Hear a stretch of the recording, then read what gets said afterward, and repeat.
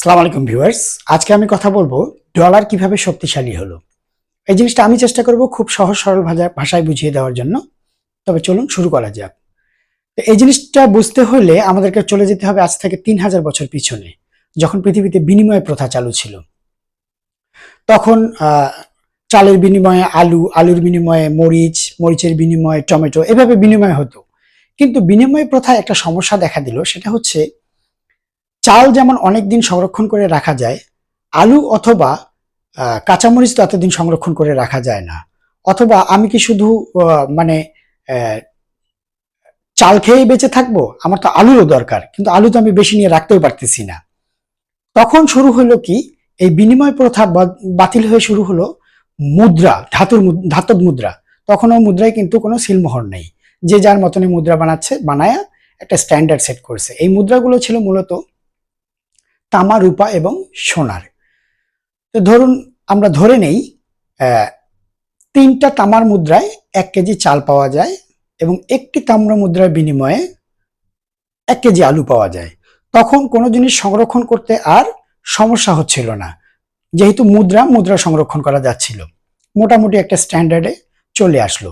কিন্তু সমস্যা দেখা দিল তখন, যখন এই মুদ্রাগুলো বানাচ্ছিল, তখন এই মুদ্রাগুলার ওজনে কম বেশি হচ্ছিল।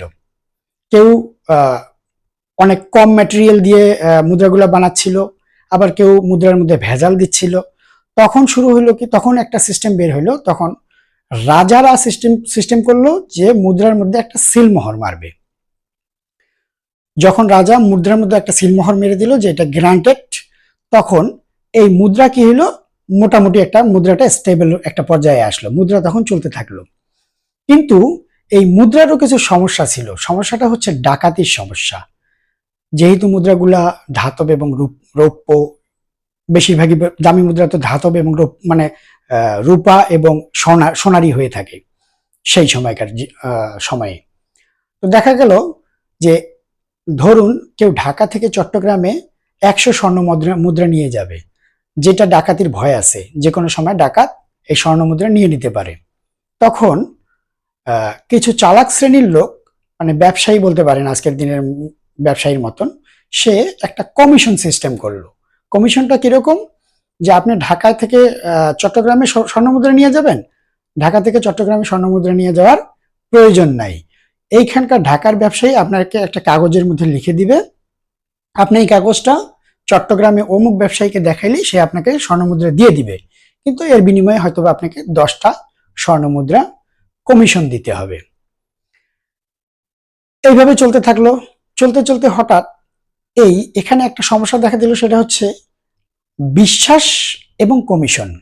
কখনো কখনো দেখা গেল যে এই কাগজ নিয়ে যখন ঢাকা থেকে চট্টগ্রামে গেছে, চট্টগ্রামে সে ব্যবসায়ী অস্বীকার করতেছে এই কাগজটা সঠিক না, আমি মুদ্রা দেব না। এখন চট্টগ্রাম থেকে সেই লোক ঢাকা এসে কোথায় খুঁজবে? সে তো 100 মুদ্রা নিয়ে সে পালাইছে। এরকম একটা সমস্যা শুরু হয়ে গেল। যখন এরকম সমস্যা শুরু হয়ে গেল, এই সমস্যার প্রথম সমাধান করে চীন।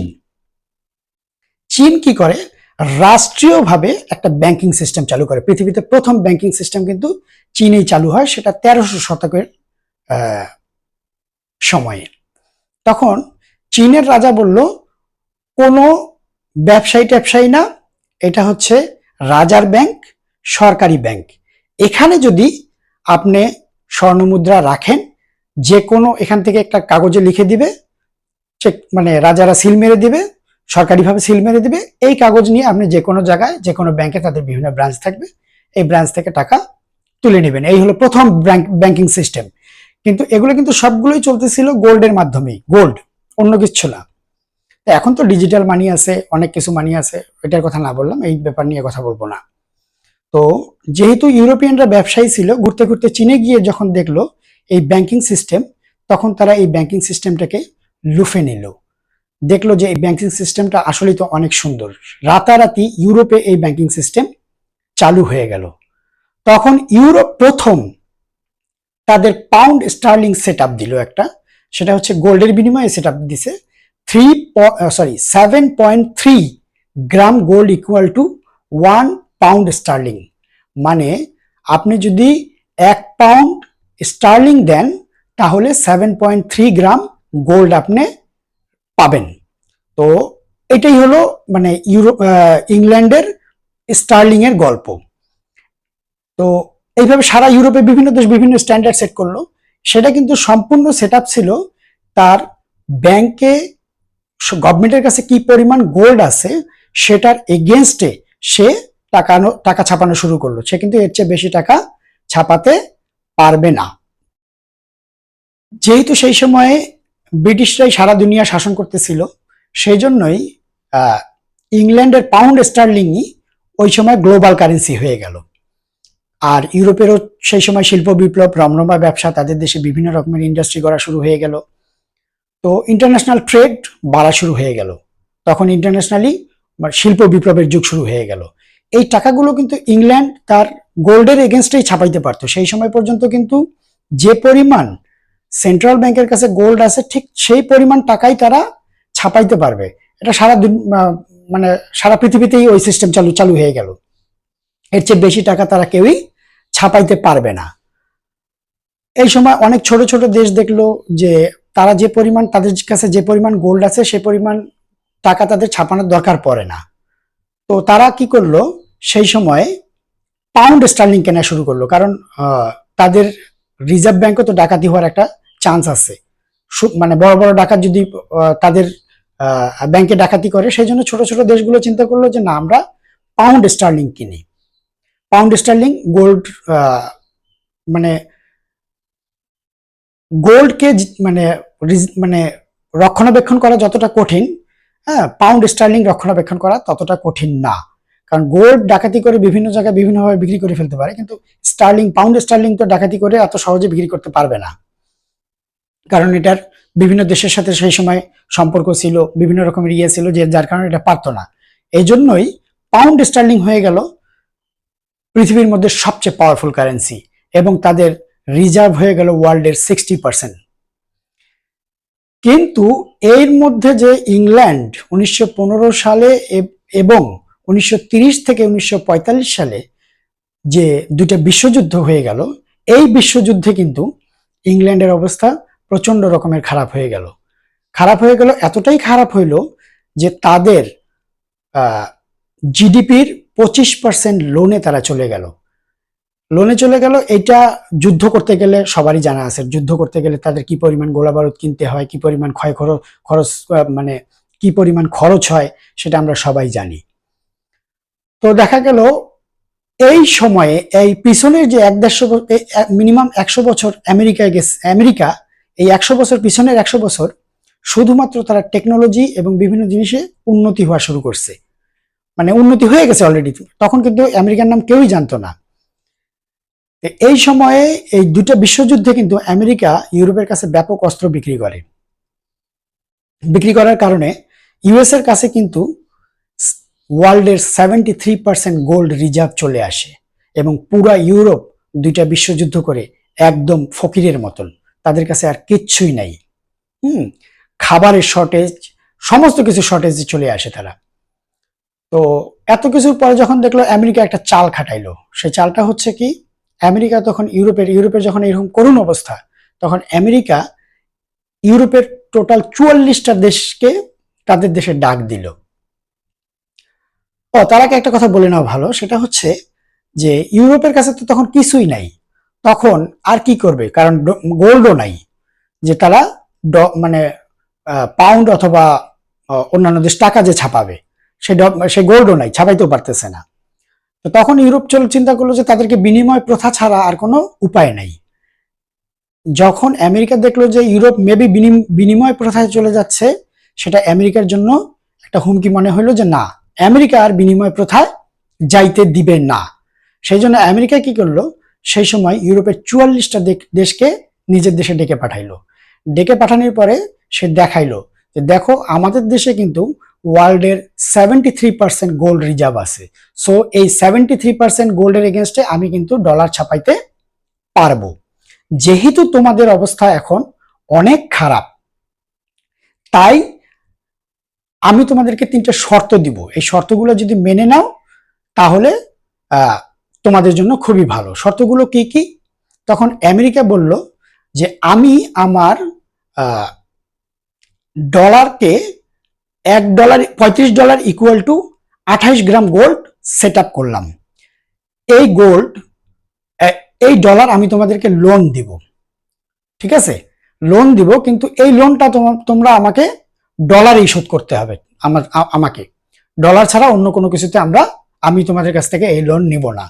দ্বিতীয় শর্তটা হচ্ছে, আমেরিকা কি করলো, আইএমএফ এবং ওয়ার্ল্ড ব্যাংক বানাইলো। এই আইএমএফ এবং ওয়ার্ল্ড ব্যাংক বানায় বলল, আমি এই তোমাদের 44টা দেশকে $13.3 বিলিয়ন ফ্রি দিব, যেহেতু তোমরা অনেক ক্ষতিগ্রস্ত হয়েছো এবং তোমাদের অবস্থা অনেক খারাপ, তোমাদের ইনফ্রাস্ট্রাকচারাল ডেভেলপমেন্ট এবং বিভিন্ন ধরনের ডেভেলপমেন্টের জন্য আমি 13.3 মানে 13.30 বিলিয়ন ডলার ফ্রিতে দিব। এখন ইউরোপের কাছে তো এটা হচ্ছে সোনাই সোহাগা, এগুলো তো ইউরোপ চিন্তা করতেছে, ইউরোপে তো এখন খাওয়ার অবস্থাতেই নাই, তো তারা সমস্ত মেনে নিল। এই কিন্তু ইউএস ডলার গ্লোবালি চলা শুরু হয়ে গেল, এটা কিন্তু স্টার্টিং, এখন অনেক কিছু বাকি আছে। তারপরে আমেরিকা একটা দেখলো যে ওয়ার্ল্ডের মধ্যে নেক্সট 100 বছর কিন্তু তেল হলো আধিপত্য করবে। সো তারা প্রথমেই চিন্তা করলো যে তাদেরকে আমেরিকার তেলটা আছে কোথায়, তেলটা আছে হচ্ছে মানে আরব দেশগুলোতে, সরাসরি আমেরিকা আরব দেশগুলোতে চলে গিয়ে দেখলো যে আরবের কাছে টেকনোলজি নাই এবং সিকিউরিটি নাই। তারা দেখলো, তারা জানে কিভাবে, সেটা হচ্ছে দ্বিতীয় বিশ্বযুদ্ধের সময় আরবে কিন্তু অনেক বম্বিং হয়েছে এবং অনেক ওয়াইল্ড ফিল্ডকে তারা জ্বালায় দিছে। যেহেতু তাদের টেকনোলজি নাই এবং সিকিউরিটি নাই, আমেরিকা কি করলো, আরব দেশগুলোর সাথে চুক্তি করলো। সেই চুক্তিটা কি, আমেরিকা এসে বললো যে আমি তোমাদেরকে টেকনোলজি দিব, তেল তোলার এবং বিভিন্ন জিনিস করার, এবং তোমাদেরকে সিকিউরিটি দিব, তোমাদেরকে কেউ কোনো রকমের হামলা করতে পারবে না। আরব চিন্তা করলো যে এটা তো খুব সুন্দর জিনিস, কিন্তু তোমরা এই পেট্রোল কিন্তু ডলারে বিক্রি করতে হবে, অন্য কোনো কারেন্সিতে তোমরা এই পেট্রোল বিক্রি করতে পারবা না। এই জন্যই আমরা অনেক সময় শুনে থাকি পেট্রো ডলার, আসলে এটাকেই পেট্রো ডলার বলে। তো ইউএসএ প্রথম এই চালটা, এই চালটা চলে দিল হচ্ছে মিডল ইস্টের সাথে, যে তারা মিডল ইস্ট রাজি হয়ে গেল, যেহেতু তাদের সিকিউরিটি নাই, টেকনোলজি নাই, এই দুটো জিনিস যেহেতু ইউএসএ ফ্রি দিতেছে, তো আরব দেশগুলো কি করলো, আমেরিকার সাথে এই চুক্তিতে রাজি হয়ে গেল। যে তাদের ডলার সারা ওয়ার্ল্ডে এখন ওয়ার্ল্ড ওয়াইড চলে গেছে, সব জায়গাতে তেল কিনতেছে, সবাই তো পেট্রোল ডলার ইউজ করতেছে, ডলার তো এখন তারা কি করলো, তাদের এখন আর গোল্ড টোল কোনো কিছু না, ইচ্ছা মতনে ডলার ছাপানো শুরু করলো। ইচ্ছা মতনে যখন ডলার ছাপানো শুরু করলো, এই জিনিসগুলো তো অন্যান্য দেশ টের পেয়ে গেল যে এরা তো ইচ্ছা মতনে ডলার ছাপানো শুরু করছে। তো তখন আমেরিকার ভিতরেই কিছু অর্থনীতিবিদ বলে বসলো, এই সমস্ত দেশ যদি ডলার নিয়ে আসে তাহলে আমরা গোল্ড দিব কোথার থেকে। আমেরিকা বলে বসলো, কে আসবে, এতগুলো দেশ একসাথে কি কেউ ডলার নিতে আসবে? আমেরিকা এটাকে একদমই নাকচ করে দিল। কিন্তু তারপরে আমেরিকার একটা চিন্তা হইলো যে না, গোল্ডের দাম এদিক ওদিক হইলে আসতেও পারে। এখন গোল্ডের দাম যদি ড্রপ করে তাহলে ডলার দিয়ে কে গোল্ড কিনতে যাবে? ডলার দিয়ে তো সে তো বাইরে গোল্ড কিনতে পারতেছে সস্তায়। যেহেতু আমেরিকা সেট করছে হচ্ছে $35 ইকুয়াল টু 28 গ্রাম, এই জন্য আমেরিকা চিন্তা করতেছে যে গোল্ডের দাম কখনোই উঠানামা করতে দেওয়া যাবে না। এই জন্য সে ইউরোপের 8টা দেশকে সেট আপ দিল। এই 8টা দেশের কাজ ছিল একটাই, সেটা হচ্ছে সবচেয়ে বড় গোল্ডের মার্কেট ছিল কিন্তু ইংল্যান্ডে। এই ইংল্যান্ডের এই গোল্ড মার্কেটকে তারা সাপ্লাই এবং শর্টেজের মাধ্যমে সবসময় নিয়ন্ত্রণ করতো, আর্টিফিশিয়ালি নিয়ন্ত্রণ, মানে এটা হলো আর্টিফিশিয়ালি নিয়ন্ত্রণ করতো আর কি। দেখা যেত যে গোল্ডের যখনই দেখতো যে গোল্ডের দাম উপরে উঠে গেছে, আস্তে করে কি করতো, এই 8টা দেশ গিয়ে গোল্ড মার্কেটের মধ্যে ঢুকাই দিত, গোল্ডের দাম ড্রপ করে ফেলতো, স্টেবল রাখতো আর কি, সোজা কথা। ওঠানামা করলেই এই কাজগুলো করতো। কিন্তু এই 8টা দেশ দেখলো যে আমরা তো সবসময় এই যে ঢুকাচ্ছি বের করতেছি গোল্ড, এটা আমাদের কি লাভ? তারা তখন বেঁকে বসলো যে না, আমরা এই কাজগুলো করব না। আমেরিকা বললো ধরতেরি, না করলে না করবি।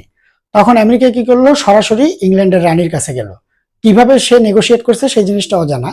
সে কিন্তু রাতারাতি সে গোল্ড মার্কেট বন্ধ করে দিল। রাতারাতি গোল্ড মার্কেট বন্ধ করে দিয়ে 1980 সালে 1980 সালে নিক্সন নামে এক আমেরিকান প্রেসিডেন্ট, সে সরাসরি হুমকি দিয়ে বসলো, এখন আমরা ডলারের এগেনস্টে কোনো গোল্ড দিব না, ইচ্ছে হলে দিব না, ইচ্ছে হলে দিব না, এরকম একটা কথা। তখন সারা পৃথিবী কিন্তু ভয় পেয়ে গেল। বিশেষ করে সেটাকে, সেই সময়টাকে বলে নিক্সন শক। নিক্সনের এই কথাতে সবাই ভয় পাওয়ারই কথা। আমার কাছে এত ডলার আছে, এখন আমেরিকা বলতেছে ডলার দিবেন, ডলার এগেনস্টে গোল্ড দিবে না। সে বলতেছে যে এখন ডলার এগেনস্টে আমরা যদি গোল্ড না দেই বা না দিতে পারি, যেহেতু আমাদের গোল্ডের চেয়ে ডলার বেশি ছাপানো আছে, সো আমাদের কাছ থেকে আরো বেঁকে বসছিল।